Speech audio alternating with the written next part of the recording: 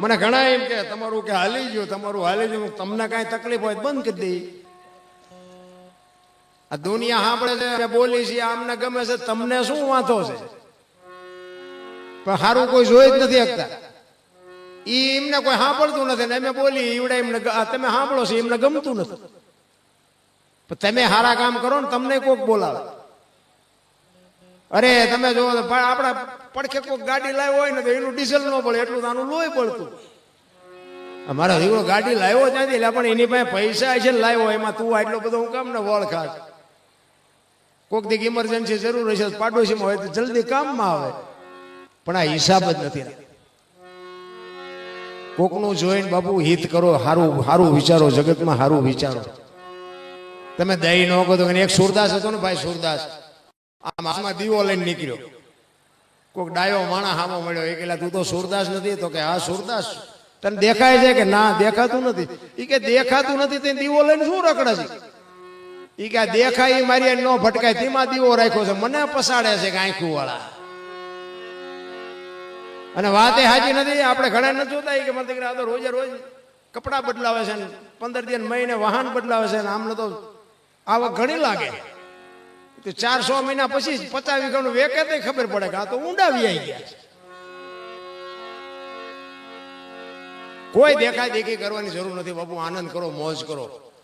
કોઈ જાતની કાંઈ આપણેથી થાય એમ જ નથી. હું તો એમ કહું ઈશ્વરનો ઉપકાર માનો કે અત્યારે આપણે અહીંયા આવ્યા છે. આ તમારા મારા જે ગંગા સતીએ બાપુ પરફેક્ટ હિસાબ માર્યો. 21,600 જે સ્વર છે ને એ જ આપણું ભજન છે. 1 મિનિટના 15, 1 કલાકના 900, 12 કલાકના 10,800, 24 કલાકના 21,600 થાય. જેને ગણવા એને ગણી જોવા પરફેક્ટ ગંગા સતીનો હિસાબ. બાકી કરવું કાંઈ નથી. પછી કે હું નડતું હોય, હું નડતું હોય છે. જોવરાઈ નાખો દાણા. અમારે ત્યાં જો દાણા જોવાનું જેટલું હાલે. અને એ દાણા જોવા વાળા એક જ વાત કરે, કાલ લઈને પમદી આવજે. અહીંયા લેન લાગી બોલો. નડે માં કોઈ દી નડે? આ માં ને તમે બે હાર્યા જાય. બહુચરાજી માનું આવડું મોટું આયોજન છે. માં કોઈ દી નડે? માં ને રોટલા નથી દેતા તોય નડે છે કાંઈ? એની આંતડી કકડે ને તમે દુઃખી થાવ એ વસ્તુ જુદી છે. બાકી તમે માને ગમે એટલી દુઃખી કરો ને, મારા દીકરાનું અહિત થાય એવું કોઈ દી બાપુ જનેતા કોઈ દી બોલે જ નહીં. મરી જાય તો ન બોલે. તોય બધા દાણા જોડાવે છે મને મારી માં નડે છે, માં નડે. એટલે માં નો નડે, તું આખા મલક ને નડ્યો ઈ નડે છે તને. ઈ ગંગાનો પુત્ર ભીષ્મ, તમે વિચાર કરજો કે કુરુક્ષેત્રના મેદાનમાં 18 દિવસનું જયારે યુદ્ધ થયું, હામાં બે આવ્યા ને કૌરવ પાંડવોના પક્ષમાં. કૃષ્ણ પરમાત્મા પાંડવના પક્ષમાં છે અને કૌરવના પક્ષમાં ભીષ્મ પિતા છે. હામાં આવ્યા ત્યારે દાદા ભીષ્મ કૃષ્ણ પરમાત્માને કહે છે કે કૃષ્ણ તું જે પક્ષમાં હોય ને પક્ષ કોઈ દી હારે નહીં, પણ આ દુર્યોધનનું મેં અનાજ ખાધું છે ને એટલે મારે એનો સેનાપતિ બન્યા વગર છૂટકો નથી. ત્યારે કૃષ્ણ પરમાત્મા કહે છે કે ના દાદા, મારે કાંઈ હથિયાર ઉપાડવાનું નથી ને મારે કાંઈ બાજવાનું નથી. આ તમારા ભાઈઓનો મામલો છે. હું તો અર્જુનનો રથ લાવનાર સારથી છું, મારે કાંઈ બાજવાનું નથી. ભીષ્મ પિતા વિચાર કરે છે કે બીક તારી એકની જ લાગે નગર આમાં કોની તાકાત છે કે મને કોઈ હરાવે. ભીષ્મ કહે છે કે તું હથિયાર ન ઉપાડી હું કોઈ દી બને નહીં.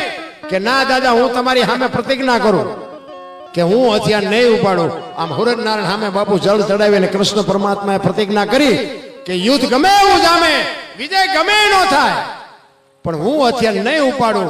એ નહીં ઉપાડું એવી પ્રતિજ્ઞા કરીને તરત જ ભીષ્મ પિતાએ પ્રતિજ્ઞા કરી કે કુરુક્ષેત્રના મેદાનમાં બગડાટી બોલતી હોય જો તને હથિયાર ન ઉપડાવું તો હું ભીષ્મ પિતાને લખું, અહીંયા લખી લઈ.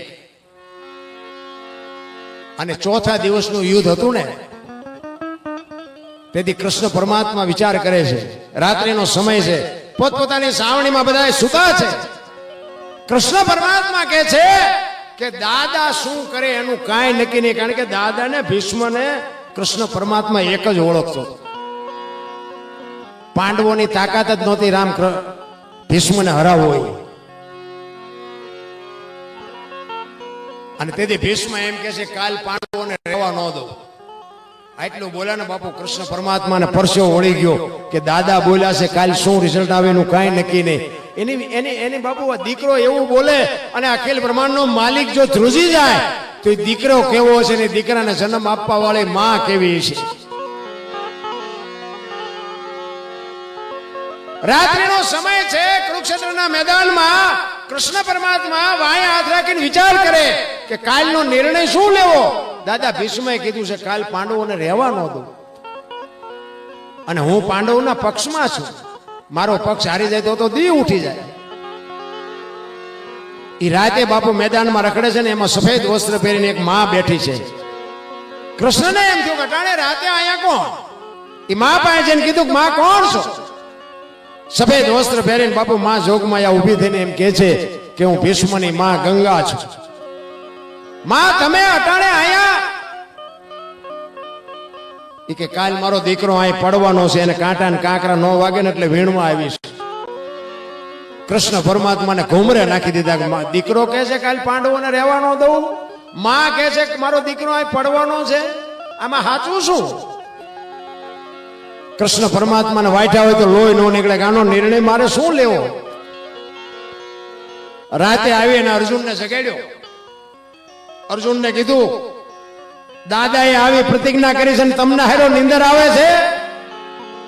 ત્યારે કૃષ્ણને અર્જુન કહે છે કે તું તો જાગસ ને અમારે શું જાગીને કામ છે.